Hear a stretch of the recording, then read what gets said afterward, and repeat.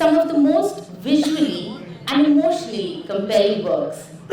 However, adapting literature into film requires a profound understanding of both the languages and a high level of craftsmanship. This session, titled Transforming Literary Masterpieces into Engaging Films, will explore the nuanced art of translating the poetry of words into the powerful viscerality of images, guided by a master filmmaker who has dedicated his life to crafting unforgettable cinematic experiences. To conduct this session, please join us in welcoming with a warm round of applause the National Award-winning director, screenwriter, producer and actor, Mr. Gautam Menon.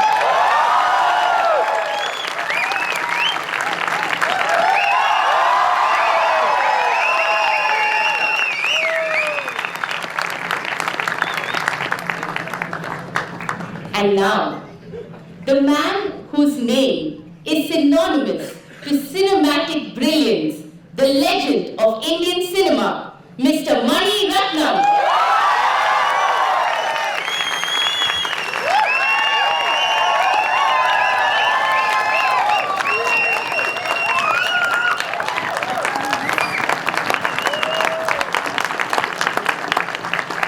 May I now request Srimati Brinda Manohar Desai Ma'am, Joint Secretary Films, Ministry of Information and Broadcasting, Government of India, to please join us on stage to felicitate our celebrated speakers.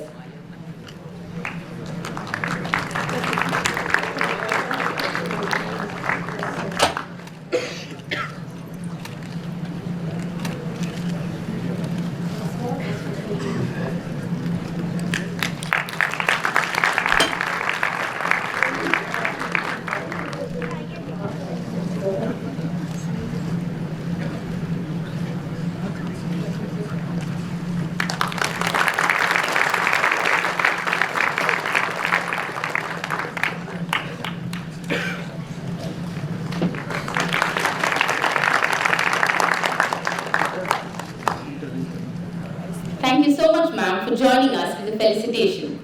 And now over to Mr. Gautam Menon with a gracious request to commence the conversation. Good evening, sir. There's this beautiful thought about poetry in the film Dead Poets Society, directed by Peter Weir and starring Robin Williams, which is the most favorite film of mine, after a film called Nayagan, which this man sitting next to me. And is the reason why I'm sitting here today on his left.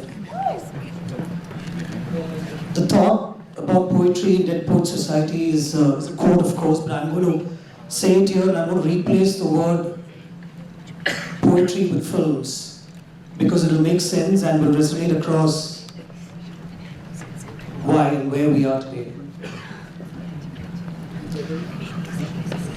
This is how it goes. We don't make films. We don't watch films because it's cute. We make and watch films because we are members of the human race, and the human race is filled with passion. Engineering, medicine, business, law, these are noble pursuits and very necessary to sustain life. But films, love, romance, this is what we stay alive for. Films are what we stay alive for. And I felt that every time going into a Maniratnam film. Knowing Mani sir had a sense of humor, I'm sure he'd ask me, how do you feel coming out of the film? But that's the thing, sir, I've never come out of a Maniratnam film till the next one releases. Till the next one releases, and this is not sycophancy, this is not flattery. I'm not looking to get anything from Mani sir other than some more knowledge about filmmaking and to feel alive walking into a film. But that brings me to my first question, sir. I know films is what keeps us alive. I know you felt that in your prolific career so far, but my question is, do you still feel the same? No, I feel like a beginner. An absolute beginner. Doesn't change. When I did my first film, I thought one film I'll learn everything and then I'll be a master. It's never there at all. It's still a first film every time. And you go into a shoot not knowing how to shoot, but wanting to do something and searching for it. So you always said making films is about sharing for you. It's not about delivering a message or suggesting a change. What makes something share-worthy for you? And I think I think it could be anything, it's like sharing something that bothers you, sharing something that brings joy to you, sharing something that you think is truth, is there in everybody, and if there's some form in which that can come out, then it's sharing or it's reflection, it is. You are able to identify with something, and that is what you want to put on the screen. And when there are so many literary masterpieces out there, why do some stories speak more to you than the others? Well, the other literary masterpieces have not yet been made into films. If they are made, I'm sure that they will be, if that could be, even remarkable ones. So is it all guts or is it passion? So you decide to make Ponniyin Selvan, read and loved by millions of readers who thronged the theatres to watch the film, and a whole sort of new audience that went to see what the fuss was all about. Was there ever any fear that this would turn out to be a damn squib? That, it's almost historical characters from the past, might not live up to the scale of certain other films that are in the same genre. Was there ever any fear, or did you just let that go by the wayside and just jump into it? No, I trusted Kalki, the author, and it's been a classic. It's been the best-selling book from 1950, and it's something that I read when I was finishing school, and it's been it has everything that is calling to be made into a film. It has the scale, it has the intrigue, it has a period, it has horses, it has adventure, it has characters which are brilliant.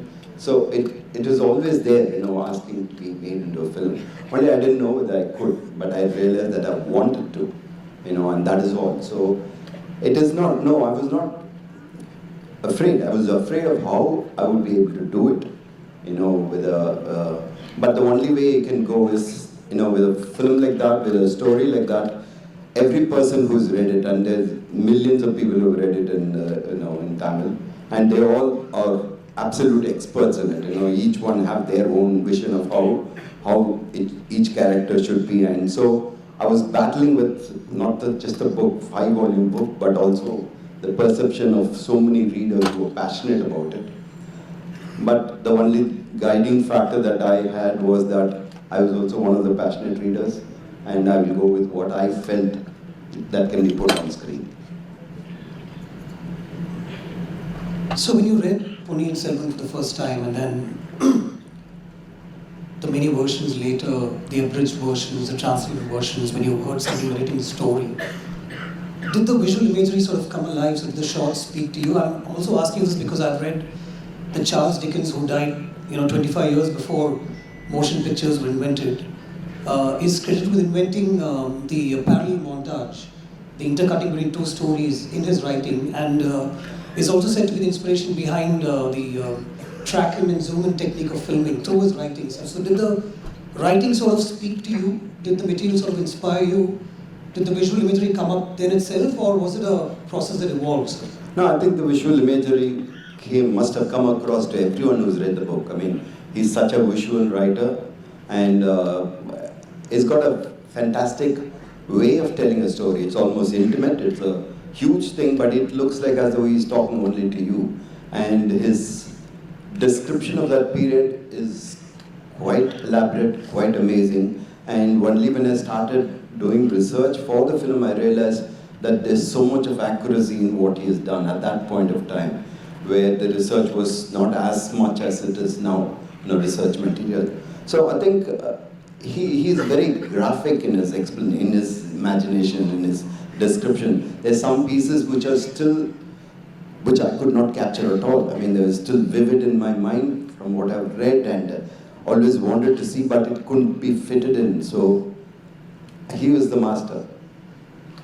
So since you said that, I know you've left some chunks out from the story when you made the film.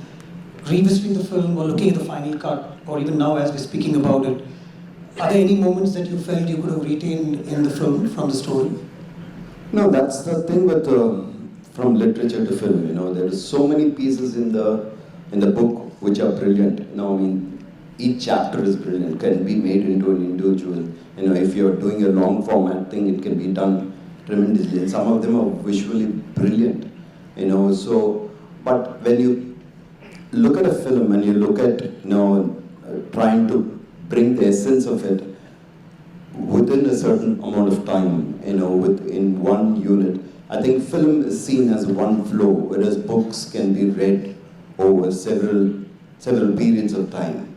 So it was important to make sure that we bring, you know, it together cogently. You know, that was more important, and not just go only for the peaks of visual beauty. Early readings, what are the kind of books that you used to read? I'm thinking that must have influenced you, right? And I'm talking about your younger days, what kind of books you started reading? You, looking at Alepai then, OK Kanmani, you must be a Gen Z kid, so around that time, what did you read? I think like every school kid goes through phases where you start off very early with Biggles and, you know, then move on further, and at some point of time, Ayn Rand comes into you, and then you go past it, and then this Noor comes into you, you know, I mean, so Raymond Chandler's and Philip Marlowe's come, and then you come across Graham Greene, and you come across Le Carre, you know, I mean, so it is an ongoing process still today, you know, I mean, right now I'm trying to read a Salman Rushdie book, which is called Victory City. You know, it is based on Vijayanagaram, you know, the early days and things like that. It's absolutely stunning. It's like watching a film the way he writes it. You know, I mean, the mixture between fiction and fact and history is so brilliant, so amazing. So I mean, you are influenced by everything that you've read. Your ability to think, to imagine has been by what you've heard as stories and what you've read as stories, and then what you see around you. Is that a sneak peek into your next film, sir? I wish I was that prolific.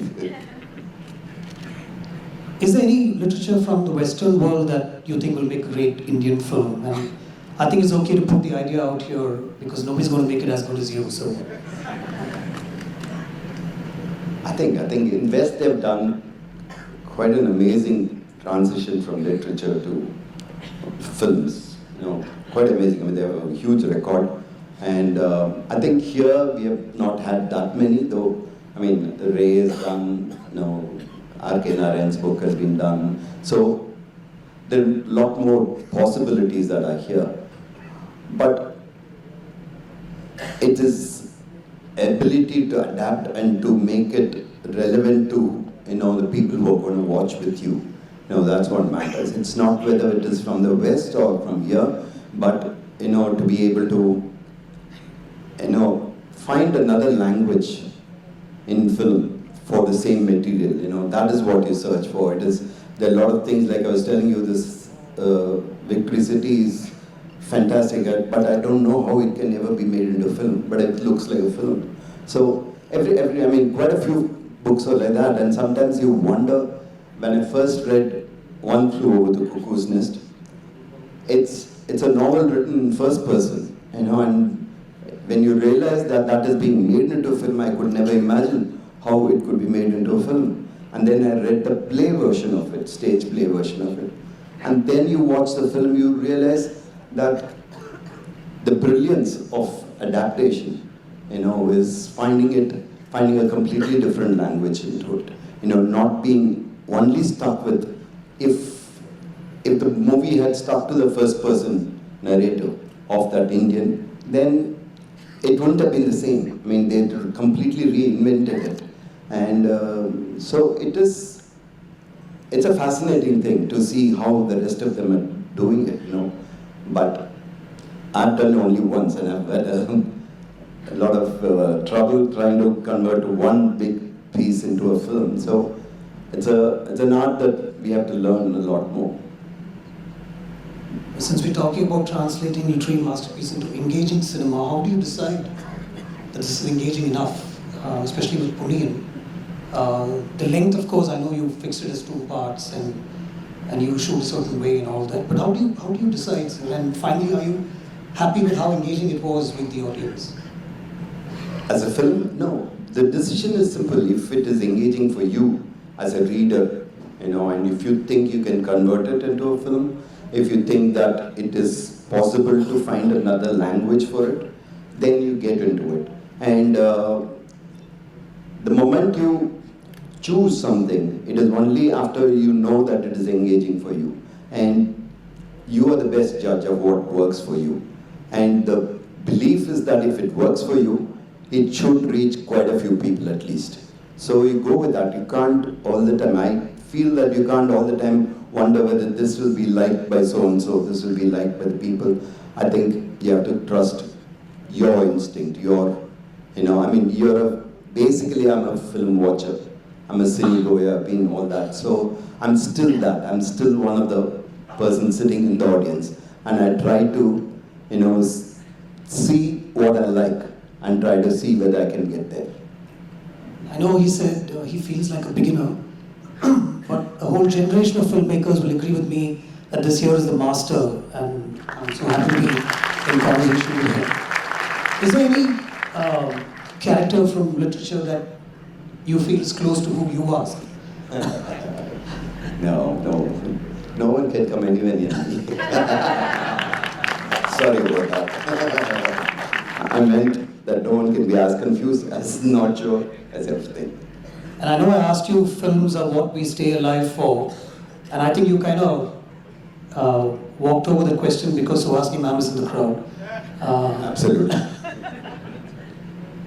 So, who killed Aditya Karikalan, sir? Do you know?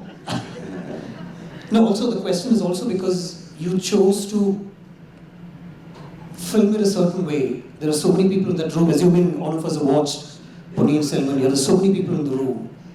And I think the book or the story also has that. It's a little bit of a, nobody knows, right? You chose to play it that way. Weren't you tempted to call it your own? I mean, most of your films have been that, right? You had an interpretation of Ravana in Ravanan. You had Karna and Arjuna in Talapati, which I want to talk to you about also. Weren't you tempted to say, I'm sorry, but Nandini killed Aditya Karikalan? No, I think in history it is a mystery. So there's no point in trying to reinvent history. They still don't know who killed Aditya Karikalan. There's no document which says this is what happened. Sorry to interrupt you. These characters are, they also talk that they are fictional characters, right? These three. Not really. Aditya Karikalan was not fictional. Okay. He was real. He was murdered, and they still haven't got. There's few of them who have been accused, who have been driven out of land, and then, their interpretations with that. So that Kalki maintained that mystery. He did not, in fact, he maintained it really, covered it up completely. Didn't we, you can only guess. Whereas on film, sometimes you have to, film is something which is very immediate. Unlike a book, which lets you imagine and find your own ways of looking at it. In film, it's there right in front of you, on the screen. It's a 2-dimension which pretends to be 3 dimensions, and you have to be there. And the only way we looked at it was that the character that was fictional in the entire novel, amongst several others, was Nandini. She was the main character, who was completely fictional, and therefore, you led towards the two of them and brought in the assassination that happened. It could have been her, it could have been the Pandya's conspirators, it could have been That's how the book goes, and that's how I think I could go. To say 100% that Nandini killed him, then I'm asking why, and then you have to answer, and then why did he let him kill her? I mean, all those have to be answered, which will take quite a bit of drama to be played across. So I didn't want to reinvent it, and felt that if you brought the drama up to that, to make that believable, make their relationship, make the conflicts, reach a high point, and then you just move forward. So engaging cinema also means the actors have to be right. I heard that Vijay could have been one of the actors in the film earlier when your first draft of Portraying was being made. And then I don't know what your idea of the actors were, but did it actually make a difference, or to engage cinema like that, or it didn't really make a difference? No, it does. I think cinema is such a, though it sounds like a cliche, it's such a collective medium. If you're going to change one element in the making, there will be definite shades of difference. Huge change. If you can't imagine Nayakan without Kamala Hassan. It makes that much of a difference. The story could have been the same, but the way it comes out is the same. Similarly, possibly, I can't imagine him without PC Sriram there. So every person brings some value, and as a director, your job is to get each one of them to invest something into your film, and it makes all the difference. Actors bring life into your paper. What is on paper is just inanimate, and they make it believable. They make the characters breathe, and that you go beyond the story and look at the person. That's so true. The only reason why some of us haven't picked up Nayagan to remake it or make it again is because we can't think of anybody else in Kamal Sir's shoes. A lot of these films are being made nowadays with Jackal, and it works. But I've been toying with the idea for quite some time, but I can't even think of anybody filling Kamal Sir's shoes. But the visual imagery itself, so I want to talk to you about that. How do you decide that this is the way? I know there are some sort of graphical images from the novel and from when it came into one of the publications later and all that, but how do you decide that this is how Nandini will look, and this is the mood of the palace, and this is where I'm going to shoot this particular scene? Is there a lot of thought that goes into it, or it just comes out? I wish it comes out like that. I've been dreaming. No, I think in this particular case, the illustrator, Maniam, had very definite, clarity on how the character looked. People have, whoever's read it, in their mind it's etched how Nandini is. She is with a certain kind of a hairstyle, and that had to be there to define her as Nandini.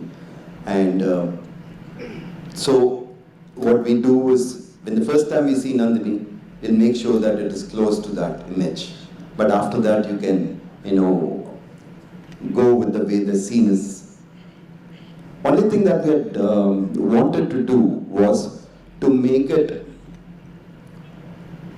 look like it happened. It really happened. That there is, that it is not a set. It is not just something which is shot in a studio, and not something which is shot inside a floor and things like that. But it should breathe. There should be sunlight, there should be dirt, there should be sweat, you should feel that you are there, or we are at that point of time. So we just wanted to make all the background, all the surroundings as real as possible, and not look false, not look like it is being constructed.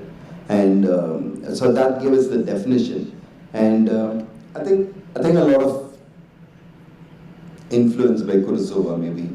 A period genre which we've seen, which has been done to perfection. So, and we always felt that if you do, it should be somewhere around that style. So we tried to make it as real as possible. We went to real locations. We knew that, the film is set in the Chola period in Tanjore. And if you go to Tanjore today, you're not going to get any of those. You're not going to get there's no forts, there's no palace, nothing left. So we have to invent it. And I didn't want to go into erection of sets of that scale, and to make it look false. So we took the liberty of shooting it in a palace, in a fort, which was outside, which was north, and we had to digitally convert the architecture to make it a little more South Indian, like it was in this one. But we took the liberty to, shoot in real locations, though there were some, non-factual things. The fort in Tanjore Fort was not on a hillock in Tanjore, whereas when we shot it at Gwalior, it was at a higher. We tried our best to bring it down, but it won't come down too much digitally. So that was the risk, or that was the decision that we made. We will take this chance of going factually wrong, but make it a little more real, if that makes any sense. And then, to make it engaging cinema, there's music. I mean, you could have completely gone with a different soundtrack for the film. And I'm sure you didn't just leave it to A.R. Rahman and say, give me some music. Again, there must have been a lot of discussion knowing how you work. Talk to us about it. So how do you pick that these are the tunes that we will hear? This is the composition. It can be a little more contemporary, it can be folk. How do you take that call? Because it could have been completely bereft of any instrumentation or something new and contemporary.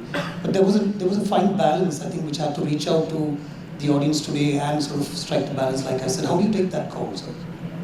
Yeah, the decision was not just to reach out to the audience today. And it was not just with music, it was on most of the, technical aspects, the way it's shot, the way it is being designed, and the music especially. That though it is period, we will treat it as contemporary as possible.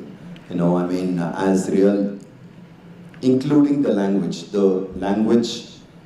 that was used in those novels. None of us really know what was the language fully in terms of how the in Chola period they spoke. We only have poetries left of them.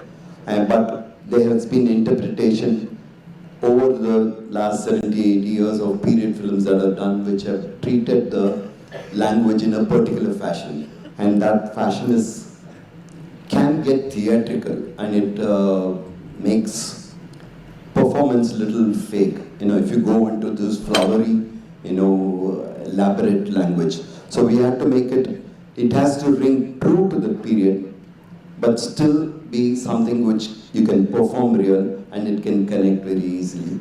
So that balance was starting from the dialogue writing. That balance is what we were trying to do, in terms of the language, in terms of music, in terms of everything.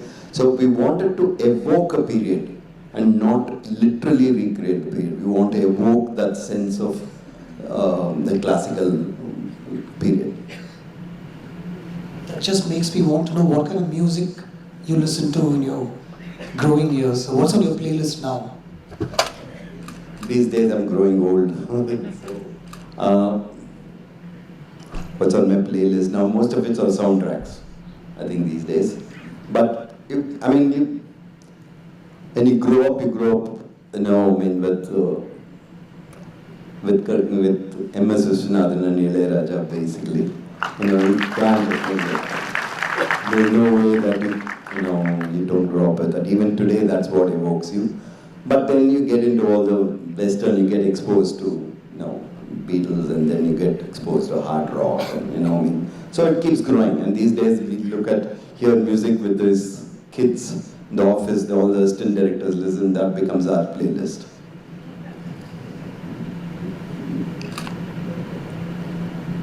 Writer and filmmaker. Writing is a very lonely process. Filmmaking is completely the opposite. How do you think they complement each other? Do you think it's a healthy trend for the writer and director to be the same person, like it is, sometimes or mostly? Or do you think one should just wear one hat that you think you're better at? The trouble comes because I'm not too sure which hat suits me better.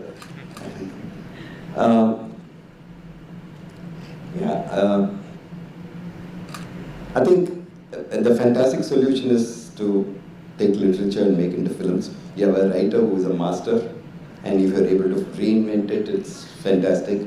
But and in Tamil, really, really rich in terms of literature. But it's not so easy. I mean, I've been wanting to do a lot of authors in Tamil that are there, which I've been fascinated by. I think somebody like Ashok Mitran and Sundar Ramaswamy. It's very difficult. I mean, they're as pieces of literature, just fantastic. It still needs to be, brought into a film language. So, ideally, that's what. Ideally, you'd like some writing that is far above what you do available to you. Then it makes your job as a director easy. But when you don't have that, then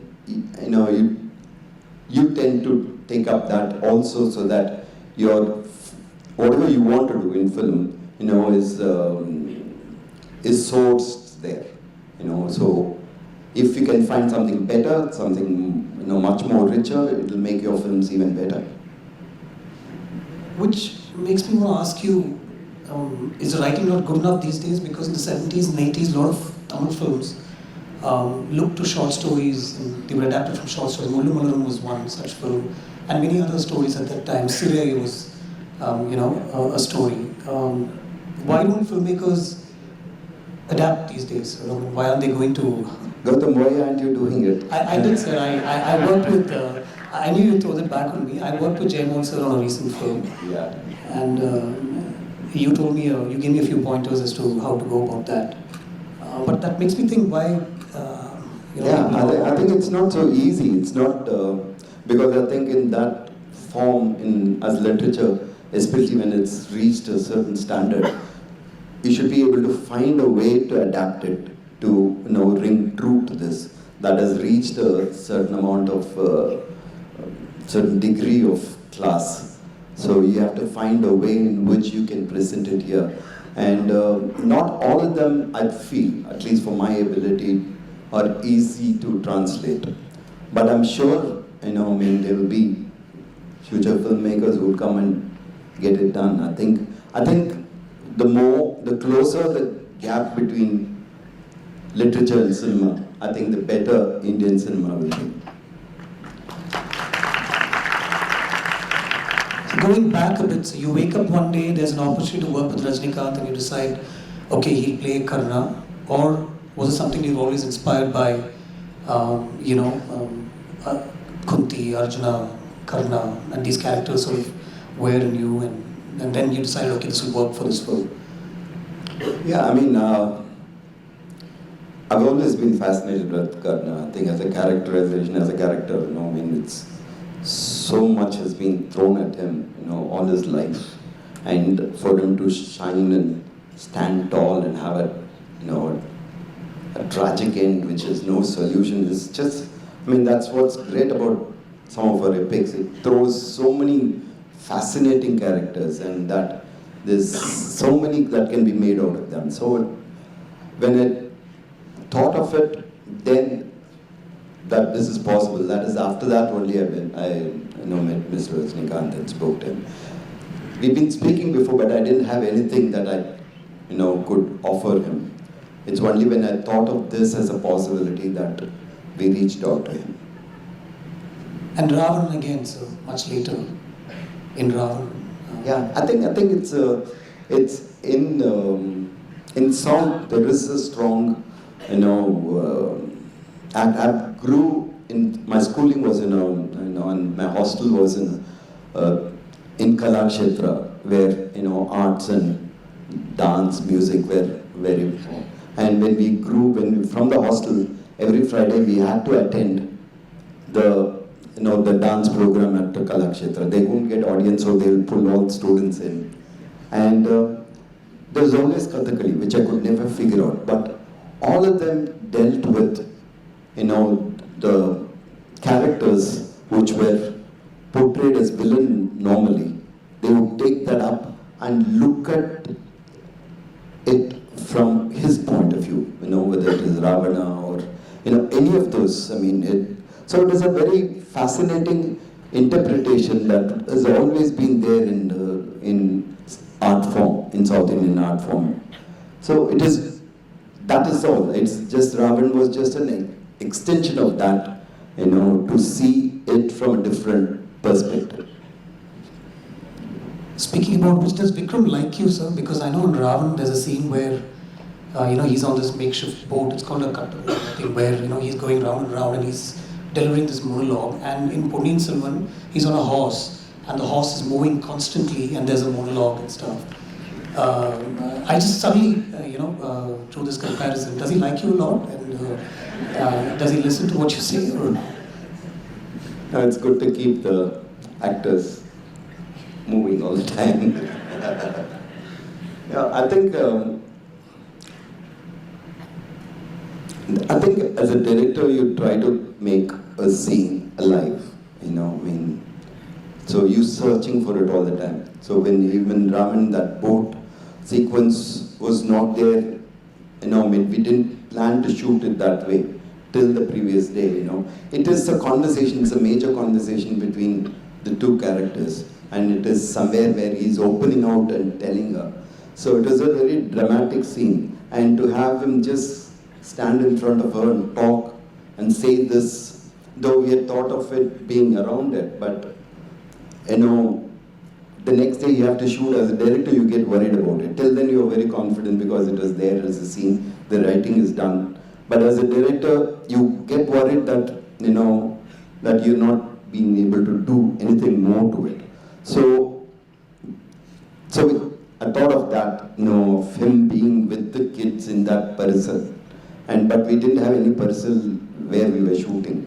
So we had to get it from Mysore overnight and then do it. So, that saves you as a filmmaker to keep it alive, to make the actor, deliver it in such a fashion that it is not just the dialogue. It is part of living, part of the entire environment, which makes it alive, which makes it believable. And similarly for Ponniyin Selvan also, it is originally the location was that, it had an entrance and it has these steps, where he was supposed to be invited. And what was conceived originally was that he would not get on the steps and go, but ride around and go and, show that he had no intention of falling for that.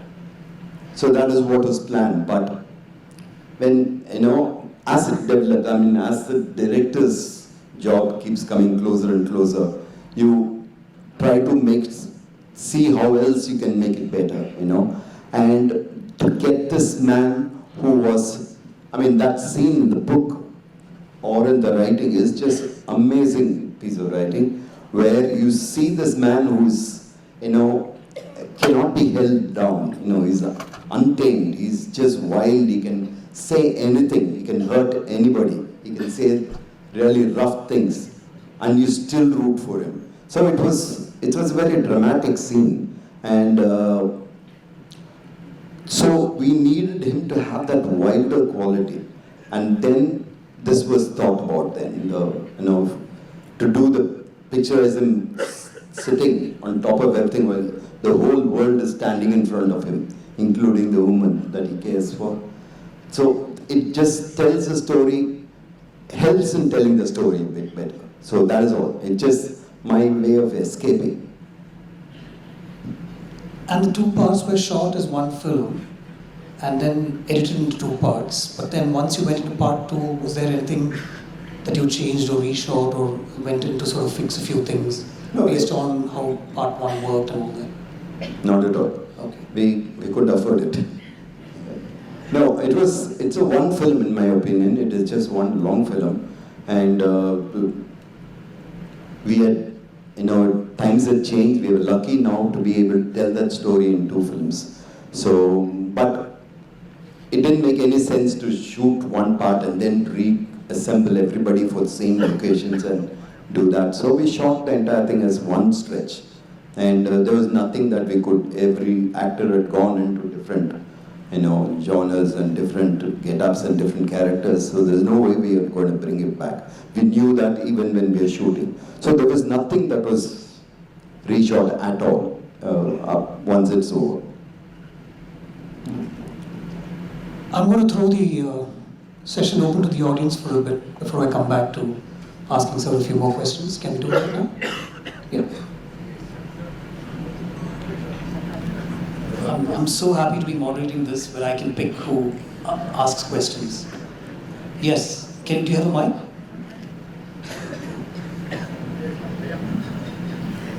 Hi, Maniratnam sir. Hi, Hello. GVM sir. This question is for both of you. Since we have the same approach, since both of you have the same approach, this is a technical question. Since you mentioned, my name is Jay Bharat. I'm a filmmaker who recently started an AI startup which helps to enrich the production workflow, which cuts 85% of production budget and without compromising any vision. So my question is, 85% of the production budget. yes. I should learn from you, man. Sir, you should take the master class. I'll sit there. Sir, I'm here to tell you this, that it is possible to cut the production cost to 85%. I'll come privately and take lessons from you. Sir, we share the same vision to take Indian culture movies into international standards. You always mention that Indian stories with international standards was your vision. So we share the same vision, sir. I'm here to tell you this, that it is possible with this technique. And also, a question is like, you mentioned Tanjore set was a challenging because there was nothing happened, and when we go to VFX, it comes out false. Why you feel that it comes out false? And GVM sir also mentioned that there's a budget constraints or the time constraints which restrict you to go to VFX. And you also inspired from Bahubali for making two parts, Ponniyin Selvan, but you went to a real sets and real approach. Why is that? You don't believe in CG, or is it a budget or time constraint? Okay, and if that cuts to 85% budget and without compromising any vision, and it helps you to focus on the storytelling rather than management, will you pick that? Will you pick that? And that's a question. Question is over. Yeah. That's a question. No, it's each individual's prerogative how they want to shoot a film. You know, what you think is real and what you believe in is what you can try and project. And for me, I thought that shooting it in real places is the way to shoot this film, that there should be, you know, dust and dirt, and there should be sweat on people, there should be, I mean, it should breathe, you should feel that. So it was necessary for us to shoot in real location. You can do it in VFX, some people do it, and you know, if you are happy with it, good luck to you. But I still feel, you know, where you cannot do it in real time, that is when VFX helps you, not the other way around. Yeah, that's it. So when you film, do factors like time, sunset, and things like that affect the way you film, or you plod on until you get what you want right? So do you fix in your mind that this has to be done over the next 2 days? Or do you go to a third day because you still haven't got it right? This might help a lot of us, actually. No, I think over time I've realized that you have to be efficient in filmmaking. You know, I mean, there is no end. I can go on and on and on trying to search for something. You know, and a lot of times I have something in my mind, and I work with an actor. I tell him this, and sometimes the actor in the take does something completely different, but that works for me. You know, it is. So you pick that. You know, you go ahead with it and go ahead with that. So it's not that you have something fixed completely in your mind. That's what you're trying. For me, I'm searching. I have an idea. I have a kind of an image. But if what I'm searching for is to improve on that, I mean, that is easy because I could sit in my office room and think of that. When you have your camera, you have your fantastic technicians and actors in front of you, you should be able to climb above that. So you do the search, but that search should be within reasonable time, you should be aware that you have to produce the film in reasonable budget, in reasonable time. So it is important to, do your best with within restrictions. And sometimes I think the restrictions bring the best in you. You know, I mean, if you have deadline, the sun is going down, you have to shoot. Sometimes that brings out the best in each one of us. You know, I mean, the primary example for that is probably A.R. Rahman. You know, I mean, if we have to deliver the song tomorrow, he would work like a maniac the day before. So it's that. I mean, I think it's important, you know, to be aware of both schedule, budget, and not let go of your, you know, idea if you know, search for a good quality. This is the school of filmmaking that I always wanted to be a part of. It's a very organic way of filming. You work with the actors, there is a writing in place, but you don't stick to that because the actor sort of, you know, brings his own, and there's so much of respect for actors, you know, where Manisal comes from, and this should reach out to a lot of young filmmakers here. That this is a school of filmmaking that, you know, one should sort of imbibe. I've tried to be part of this filmmaking school, but sir never takes me in as assistant. He keeps saying I'm busy and all that, so I just thought I'd throw a person aside. Yes. Gautam sir, I don't have mic, I would like to talk. Yeah, 1 second. I just point the next one to be used. 1 second. I'll give you a mic. Yes. मैं सुरेश शर्मा बोल रहा हूँ। जो literature में, जब literature को आप film में ट्रांसफर करते हैं, तो कहाँ तक डायरेक्टर को छूट लेनी चाहिए कहानी में? क्योंकि तीसरी कसम फिल्म 66 में बनी थी, तो उसके एक गाड़ीवान हीरामन और हीरा नौटंकी की हीराबाई की कहानी है। उसमें कहानी में है कि दोनों अंत में नहीं मिलते हैं, अलग हो जाते हैं, लेकिन राज कपूर कहते थे कि चूंकि दर्शक चाहते हैं कि वो मिलना चाहिए उनको, तो उनको मिला देना चाहिए। एक तो ये, दूसरे देवदास, 18 देवदास पिछले 70 साल में देवदास का निर्माण हुआ है, उसमें सबका अंत डिफरेंट है। यहाँ तक कि आखिरी देवदास पाकिस्तान में 12 में बना है 2012 में, उसमें देवदास वो पारो घर लास्ट में पारो निकलती है और देवदास की चिता जल रही है, उसमें जाके कूद जाता है। Khushbu, you want to answer? Khushbu will answer. She understands the question better. This is basically the same question I asked you. Why could you? Yeah, I speak English. Fantastic. Why could you have your own interpretation, or should a filmmaker have his own interpretation to a story? Because in Teesri Kasam apparently the ending was different, but Raj Kapoor sort of chose to shoot his own way. So why can't a filmmaker have his sort of own interpretation? I think they should. I think definitely there should be something, you know, your way of telling the same story. You know, I mean, you can have. I think, but changing for the sake of changing is something which is, you know, doesn't make sense to me. But when I say that it moves from one medium to another, one language to another language, there will be changes. You know, I mean, you don't get big brownie points for being 100% authentic, or you don't get brownie points for just changing for the sake of changing. So it has to be organic. You have to take it inside you and tell it your own way. Mani sir, did you miss it out on Anton Chekhov, Dostoevsky, Turgenev, and Tolstoy? And there are a lot of film directors in the 70 years. They all made film with their lovers, and they're all married to them, many of them. For example, Rajarshi Shantaram, and you had a lovely looking, very talented person. You never used her in your film, any reason, and you didn't use Rajinikanth in Ponniyin Selvan, where he came and asked you to play a role. Okay, tell me, what has Dostoevsky got to do with any of these? Wait. What is the connection? No, wait. Because you have not read the best literature in the world. What makes you think I have not? Because you didn't talk about it. I don't have to talk about every book I've read. You're talking about Raymond Chandler. Yeah, I love him. Yeah, you don't like it, it's your problem. What can I do? Commercial writer. And also to each Yeah, I'm a commercial filmmaker. Don't worry You're about it. not.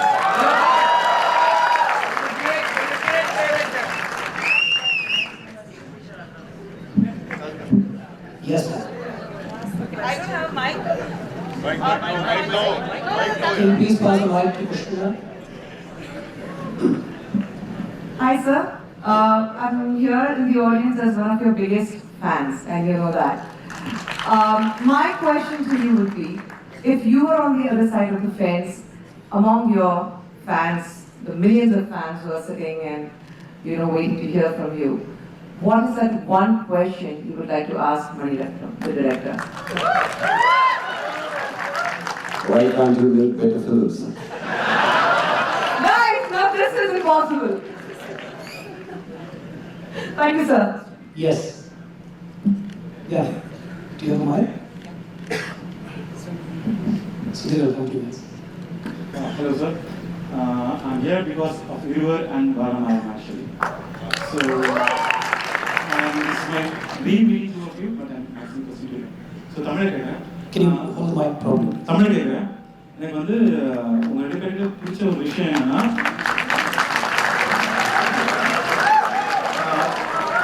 emotions between two characters, the love or the anger or anything between Manisa's characters and as well as yours, with Surya as well as the Meghna and, for example, and Boni and Aditya Karikalan and Nandini.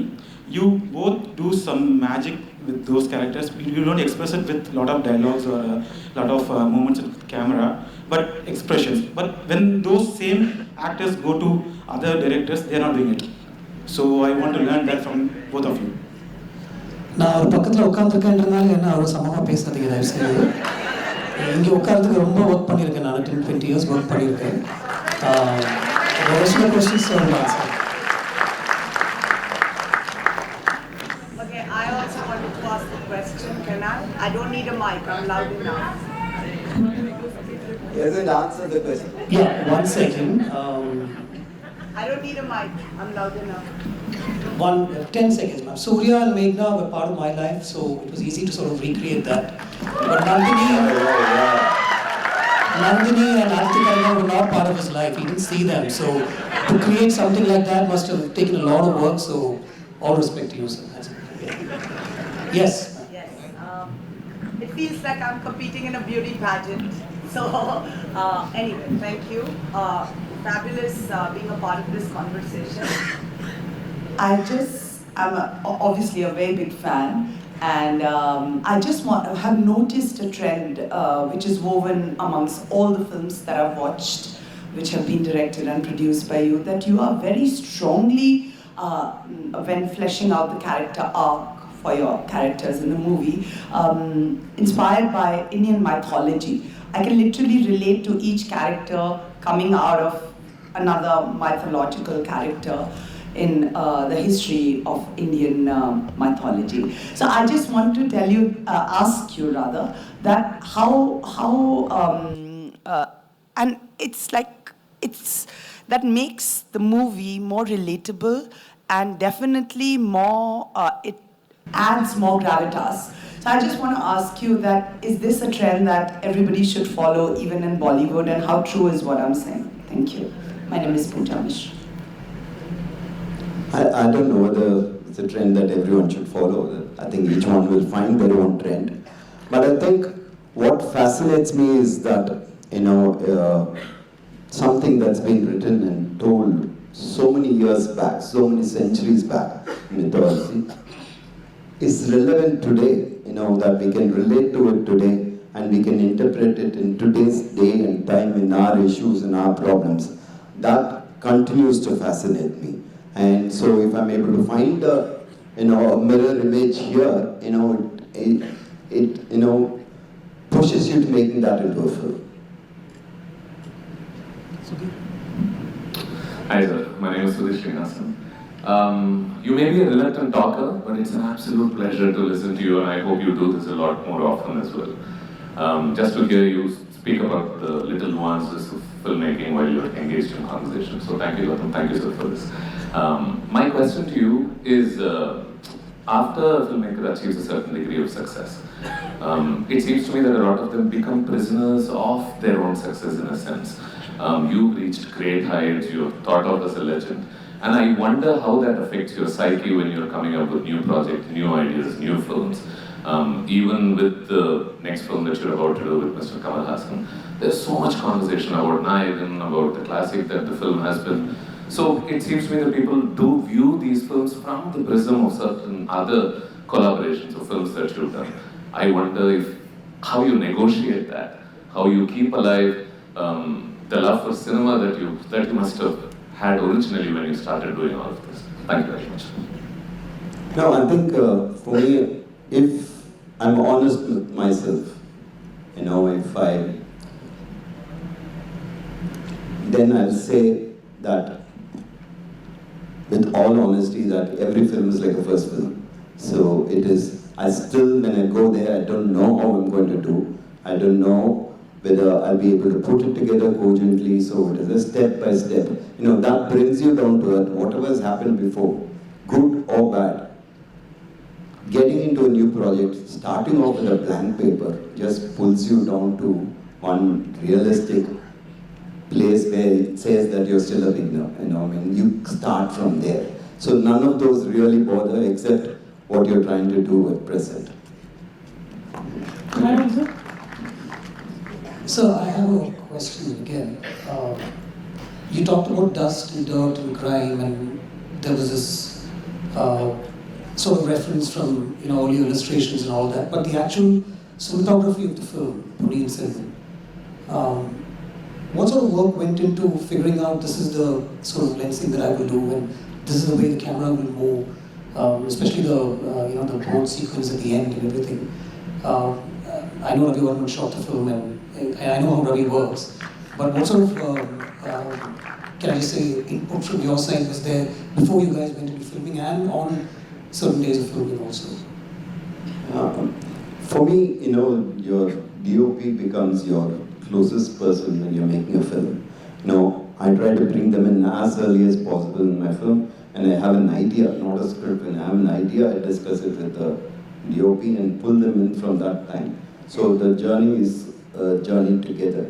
So, and my job is to get the best out of them and still remain honest to the project. So it's not as though everything is formed then and there as we shoot, but it is discussed. It is it's a constant process of evolving. So we have an idea of this, the style that we do. This is more or less the pattern that we are trying to do, but still be open enough to to kind of improvise there and to get the best of what is there available. And sometimes these accidents are fantastic. You'll find something which you didn't plan, and that will give you a completely different perspective, different style, and so you use everything. I think a director kind of borrows everything without any qualms. You use every bit of it to try to tell the story a little better. And your right hand is your DOP. And you're unabashed about your 3 a.m. call sheets, artists waking up at 2, getting ready for 3 hours, 5 o'clock in the morning for a shot, 4 o'clock in the morning for a shot. You don't give a damn if people are complaining. I'm sure your production takes care of that, right? No. Is anybody complaining? No one complains. I think, to be honest, I think most actors are happy to do work, good work, whatever time it is, as long as you call them and you shoot. If I call them at 5 o'clock and keep them waiting and not do anything, next time they will not come. But as long as I'm able to convince them that this is the reason why we're doing, we're just not, it's for the film. It's not only an actor or an actress, but it's the entire team. Only for an actor, they have to get ready much earlier. They have a lot of prep to do. They have to make up and get up and things like that. So it takes an extra effort from them. And I said that you have to be very considerate to your actors. They are the ones who are in front of the screen, in front of the lens. So you have to be considerate. You have to make sure that they have enough time to, to prepare, to look fresh, to be able to give their best. But it can also be at a time which suits the film as such. Hi sir. This is Prachad from Hyderabad-based film called Portraying. So you received a lot of appreciation and a lot of amount of collections for PS1 and PS2. But some feedback few people gave us, if it was made into a high budgeted web series, there would have been more depth to it and people would have enjoyed it even more. So you have plans to do any high budgeted web series based out of a novel or something? Is it possible here, like Hollywood? That's a general question. Is it possible here, like Hollywood? Maybe, I don't know. But I think for PS, I've always dreamt of it as a big film, not as a television thing where you can pause, stop, go back, attend phone calls, and go back. I think there is a difference when you watch something with a whole lot of audience together. The collective viewing is something very special. And if a classic that has been written and it's been, been such an important novel for so many years, which has been individually read and individually interpreted by each one of them. But if it is made into film, you bring the lot of them who really love that story into one hall, and across different ages, if they sit and watch it, I think that can never be brought on on an OTT platform. I think his question more was, since there's some great stuff being made out there and not taking anything away from it, will Maniratnam ever make something for television which will say teleplay by Maniratnam and not screenplay? I think this long format storytelling is a completely different art, I think, So I think unless you get into it and I don't think it's a natural for me. I'm still, I'm very happy struggling with 2.5 hours. If you give me 6.5 hours, 7 hours to make, I think I'll just get lost. So it is an art which I have learned. Sir, hi sir, Santosh from here. Sir, from Madurai, sir. Sir, ரெண்டு பேருக்குமே question இருக்கு. என்ன மாட்டேன்னா, ரகுமான் சாரோட composition பொறுத்த வரைக்கும் ஏற்கனவே நிறைய பேருக்கு தெரிஞ்ச விஷயம் வந்து ஜிஎம் சார் எப்பயுமே ஃபர்ஸ்ட் சாங் வந்து ஓகே பண்ணிடுறாரு. இந்த மாதிரி வந்து நிறைய பேர் சொல்லியிருக்காங்க. அண்ட் ஆல்சோ பேக்ரவுண்ட் ஸ்கோரை பொறுத்த வரைக்கும் சார், அவர் பண்றதை நீங்க ஃபர்ஸ்ட் டேக்லேயே ஓகே பண்ணிடுவீங்களா, இல்லை நீங்க ரெண்டு பேர் உட்கார்றப்போ வந்து எந்த அளவு உட்காந்து நீங்க வேலை வாங்குவீங்க, இல்லை லைக் எப்படி அந்த process sir, background score process?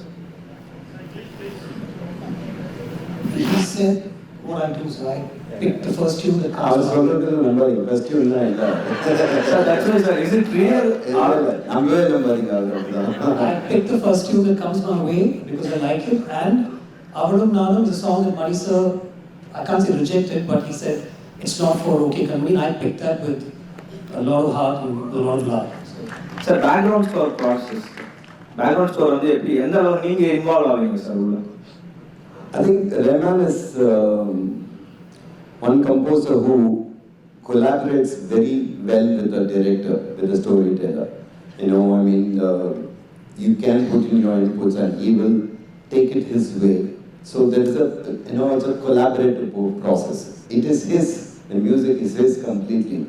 But the style and the options and to be able to take a lateral view of the scene. He doesn't necessarily do the underline the scene, the moments within the scene, but he can do something which is a layer below, and he's a master at it. So it's very fascinating to sit there when he's scoring your scene. It is a fantastic process. Even if I don't contribute anything, I'm still happy to be sitting there and watching it. Thank you, sir. Sir, as a kid who watched my parents collect the Ponniyin Selvan from the magazine, and they were hardbound, late 70s, early 80s, both of them went and watched the movie. They loved it. So I think. Thank you. Sir, and thank you for our generation. We have watched. I watched from Pallavi Anupallavi. I am from Bangalore, Kannadiga, but very good Tamil-speaking parents. I can speak very good Tamil as well. Sir, this is a very layman question, but please answer it. Which is your favorite film of your own? We would like to know. We have watched all the movies and loved it, but please pick one. Don't say that they are like my children. Let us know one film that we like. Even my own children don't listen to me.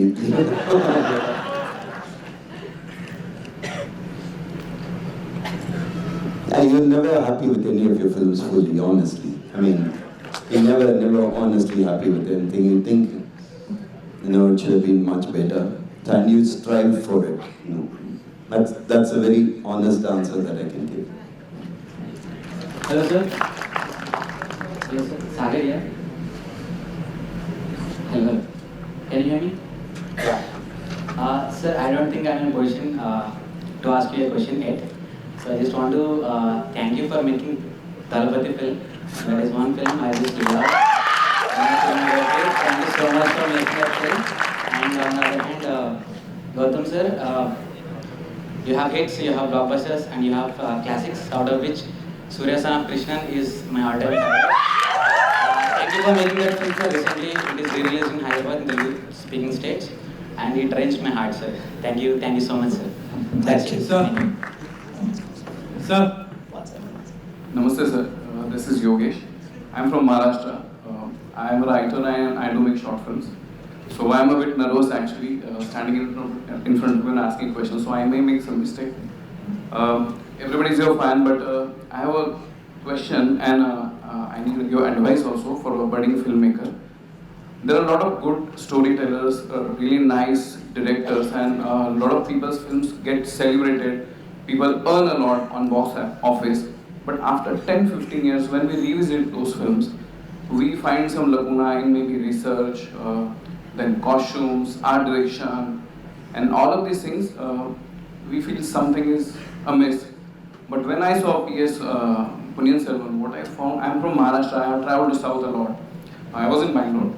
So I feel so much connected because of the architecture, costumes, the way people speak, and it doesn't look bombastic. I feel I may have seen the character somewhere, maybe in current generation in different costume, but the struggle of the people, their love and the conspiracies are like happening here now. I think you said a few minutes back. So it's so relatable. Maybe after 20, 50 or maybe 100 years, people will refer those films as a film study. But what I have seen, what I would like to know, what is the importance for a filmmaker, not only with respect to cinematography or writing or storytelling, how much is the importance in the process of art director, costume people, makeup artists, and research part of any film, especially in the period. So could you please give us some advice and your process with those departments? Yeah, I think you take a film. It consists of all these elements together. Without them, it is not the same. And without the effort that went into the costume and jewelry in PS, it wouldn't be the same. There's a lot of talented people who work, and I've been lucky to get a lot of them. So I think we just say something is cinematography, but it also the production design is inbuilt into it, the costume is inbuilt into it, the look will not be the same if those two elements are not the same. So it is very essential to get the production design correct is absolutely essential to make things believable, to make things like it is real, and it will also do something which will help you to make the films easier, which will be aware of how the cameras can move and how it should fit, but still look in a realistic fashion. And similarly with costumes, I think it's absolutely essential to get it right. It sets the mood for the scene. It has to look real, but it also has to tell a story beyond it. Each one of that adds to your storytelling. It is not just a color or a design that's chosen. It is chosen for a particular scene, for a particular character, so that it adds value to it.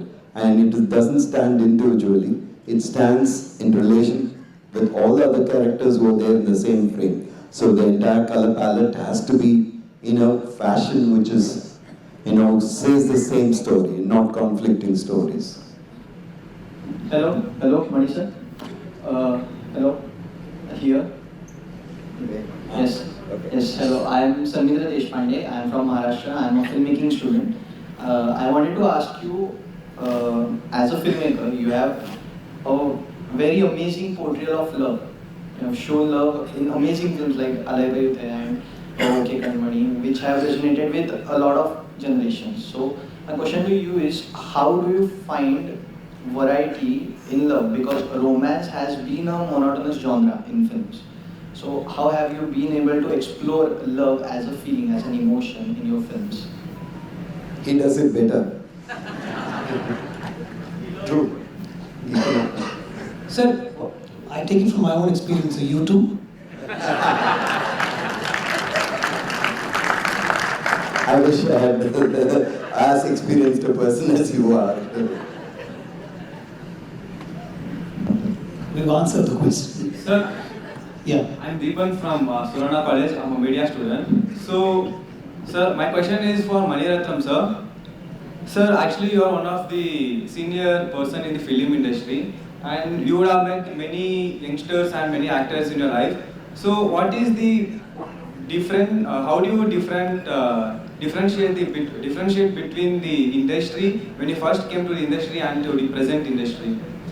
And another question to the Gautam sir, if you would have directed the Ponniyin Selvan, and if you are giving a role to Maniratnam sir, what would be it and why? Clapper boy.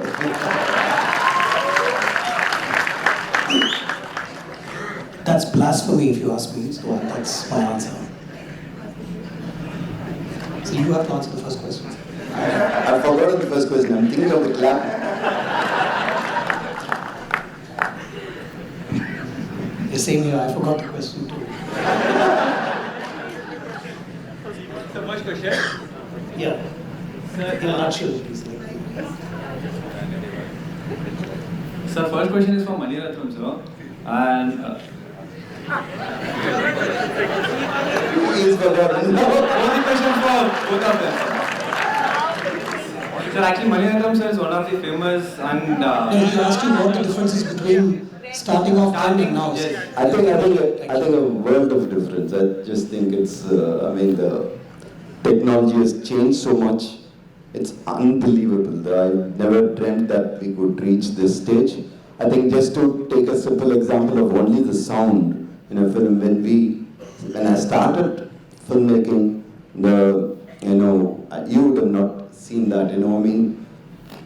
There's no time given for you to do all the sound effects. Nothing. The background score will happen that day, and that night we have to mix the film, and it is done on film, directly mixed on film, which means you have 2 takes. One negative on this side and that side. That's all you're allowed. And for the whole reel, for 10 minutes you have to do, and all effects are given live on the studio like that. And you sitting with a sound recordist who's tired after a whole day of re-recording, who's sleepy and who's ready to just okay it. And you are there watching, and the footstep is wrong, the car sound is wrong, and you have to manage within that. And from there, to today, the change is just unbelievable. This is every aspect has been like that. It's completely, it's become very, very director friendly. It is filmmaker friendly. It's eased out so much. The kind of things that we do in editing today, to be able to see it in different options, we could never do it before. So it's a huge, huge change. Yes, sir. Sir, I will answer second question. Sir. I did. Yeah. Yes. Hi, sir. Yes, you. Yeah, you can go ahead. Yeah. Hello, Mani sir. This is Vinayak from Hyderabad. Looking at the diverse range of genres that you have touched, I don't think any other filmmaker in India has done so. So, do you essentially do all your scripts yourself, or are you open to scripts or stories written by others? That's my first question. Second question, I have one. How do I reach you?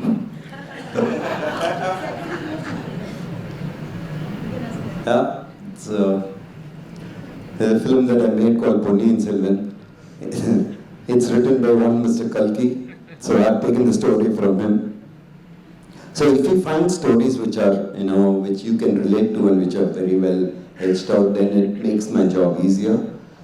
Otherwise, you have to do the hard work of writing your own stories and being able to develop it to a large extent. I work quite a bit with, collaborate with a few of the very big writers in Tamil, and it's always been a pleasure to have another mind, another way of thinking involved in it.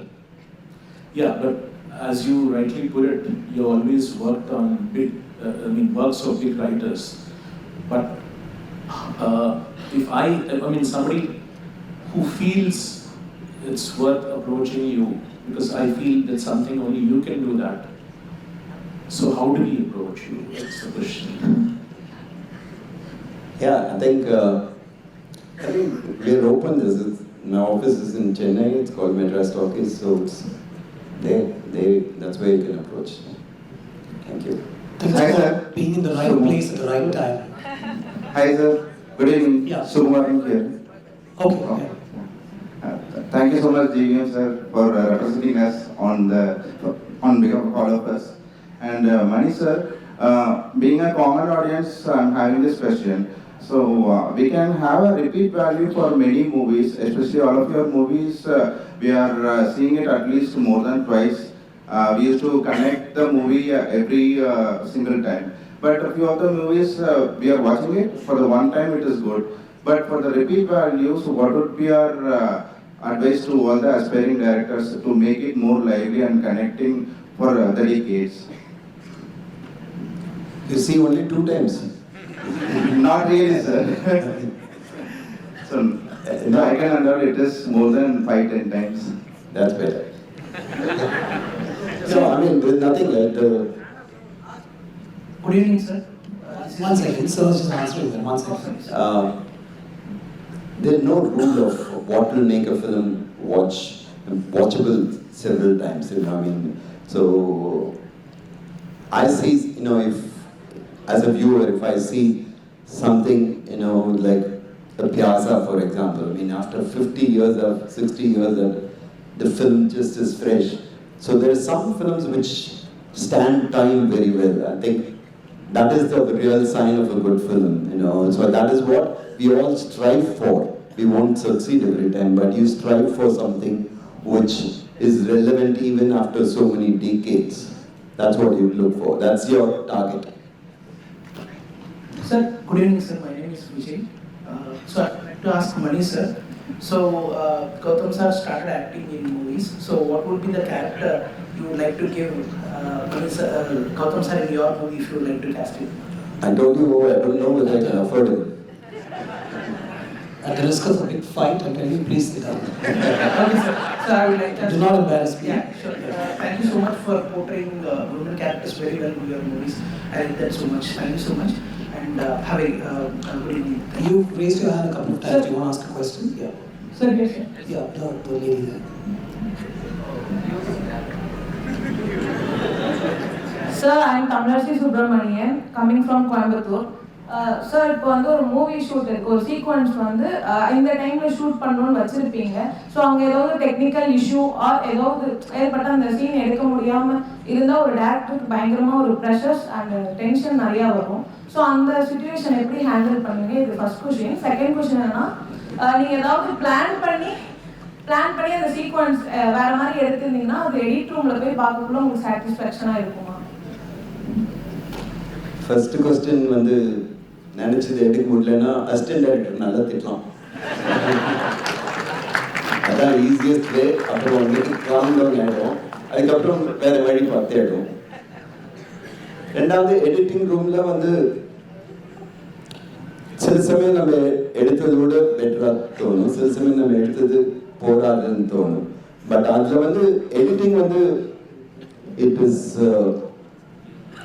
almost an extension of writing. Writing is there, and then you shoot, and then you rewrite it on the editing table. So what you do there is trying to elevate it, trying to polish it more and more, so that there is, a kind of harmony in the entire thing. So it's a very fascinating process, editing. Hello, sir. I also have 2 questions, sir. My first question is, how are you, sir? Is everything okay? What does it look like? So my second question is, can I ask this question in Telugu, if you don't mind, please? Yeah, I have somebody who will translate it. Yeah. So basically, నేను కూడా ఒక aspiring filmmaker, writer and director might be in future. So recently నేను love stories రాయడం start చేశాను. So for that I went both of your filmographies, where there are two films and there are two scenes which literally stuck in my mind. The first scene is when Arvind Swami's entry in Bombay movie, where there is nothing much bigger in it, but just that scene sets the whole movie. Where he is coming with some servant, he is talking with his family person something, and you will establish Manisha Koirala also there. That scene is just a very common scene. He is coming, she is coming, that's it. But whenever we see that scene, we feel that we are seeing Manisha Koirala. And in Emaya Chesar, when Naga Chaitanya is speaking to Samantha in a colleague regarding that 25 years age, you are bigger than me. In that scene, I felt like I am talking with Samantha. Or else I used to blush whenever that conversations come on. So how you guys confirm the dialogues, or you guys write those conversations where audience feel blushing while watching on screen? I love your imagination, man. Thank you. We make films for people like you where you transport yourself. Keep it going, that's all I say. We have time for one more question. Myself, Arthur from Kerala. So, first of all, thank you for casting Dulkar to OK Kanmani and Pratik for Ravan. So, my question is, how has making Ponniyin Selvan impacted your own understanding of history, storytelling, and filmmaking? I think all stories are difficult to tell, and historic just means that, to get the world more believable, to transport, to take you to a different world, is an effort that needs to be done with a lot of care and a lot of contribution from everybody. So it is completely a different kettle of fish, that right from the way, like I was saying, like the way they speak, the language with which they speak to, what they wear and how their body languages and how to create that world is a lot of effort, but it's been done by several people several times, and they've done master this. Here's Shekhar Kapoor with Elizabeth, and what more? Those are champions there. So I think they've all set the standard very high. So we just try to follow. Yes, sir. Yeah, there are restrictions, limitations when making a literary piece, which is very much masterpiece and very well read by all the audience into a movie. But how much it is far? How the limitations get far when it is made into a commercial movie, especially like when Ardjivitham, The God Life, which was a bestseller in Malayalam, it made into God Life, the movie. There was a particular scene which the character having sex with a god to satisfy his sexual desire, but it was cut down. It was not short. I don't know it was short, but it was not there in the movie because it was a very important scene, and it will convey what kind of the feelings that the character goes through when we were reading the book, and also what happens when this kind of a masterpiece of like a literary masterpiece made into a commercial movie. What are the restrictions and how far it goes? Because in Ponniyin Selvan itself, we see Aditya Karikalan, who is played by Vikram and Karthi and every other actors who are tremendous in their work. I don't have any doubt in it, but they are very fair in their skin and can't. I'm not someone who is supportive of this old kind of. The so-called political connects to be kind of fair and black and all, not all these things, but these people are real characters. And Aditya Karikalan, who is a Tamilan, he's the kind of he's a Chola, and it is the identity of the Tamils is black. So, and also there is Parthivan in that movie who played the Karikalan in Ayirathil Oruvan, but he was not the leading character. How far does this go? When you are making a literary masterpiece in your commercial movie, how far this restriction goes? I know there are a huge budget and it falls upon the producer that you itself. So I mean, yeah, I guess that's the problem. But I mean, how far would you go to make this happen? And also, I mean, if you could, I mean, the Rettamudam is still available in Malayalam. I hope it comes into your mind. Why empty was your mind? You asked 4 questions, you answered all the 4 questions. I saw, sorry. Last question. We have This is last question, sir. I'm sorry. Okay. So this is regarding the DOP. I'm the biggest fan of you both, but more than this, I'm more excited to so Ravi sir, who's standing from the so long. So thank you, sir. Thank you for being here. I'm the biggest fan of you. So Hi, Ravi. and the question is, so you create a scene, right? You write a scene, and when it comes to the screen, like, do you involve in the, you know, the camera angle, all those things that you, or you left it to the person, like, you give all the freedom to him? Ravi, you want to answer? No, I think without your DOP next to you, without him, the film is not going to look the same. So there is an understanding and trust that has to be there. He has to trust me and I have to trust him. And that is how we make. And we are not looking at just shot. We are looking at making a scene work. We are trying to, make sure that the whole story in that scene is told. I think what is very nice about somebody like Ravi is that he's not interested only, in his cinematography. He's interested in the story. He's one of the first person who reads the entire script. So it's a huge advantage to have somebody, who is interested in the entire thing and not just one part. Thank you, sir. So that's it. We asked to big space. I have one final question with which we I'm sorry, I'm really sorry. We can't. We've been asked to leave. No, we don't have time for that. Very sorry. Yeah. So we'll just wind up with this, sir. I have one question, which is also a thought, and I'm borrowing a line from my second favorite film, Dead Poets Society again. In this faithless world, in this world filled with the foolish, there is this music, this song, that goes on, and all we're asked to do is contribute a verse. What will your verse be? What will your verse be? You start with a quote from one and you finish with a quote as another. That's You've done a lot of homework. You should have warned me about this. I would have come prepared with something like that. No, what will your verse be? So we're only asked to contribute a verse. What will your verse be? I don't know. That's a verse. Okay. Sir finishes with I don't know, and I'm so thankful that I could ask him a few questions on your behalf, like you said, and share space with him. Thank you so much.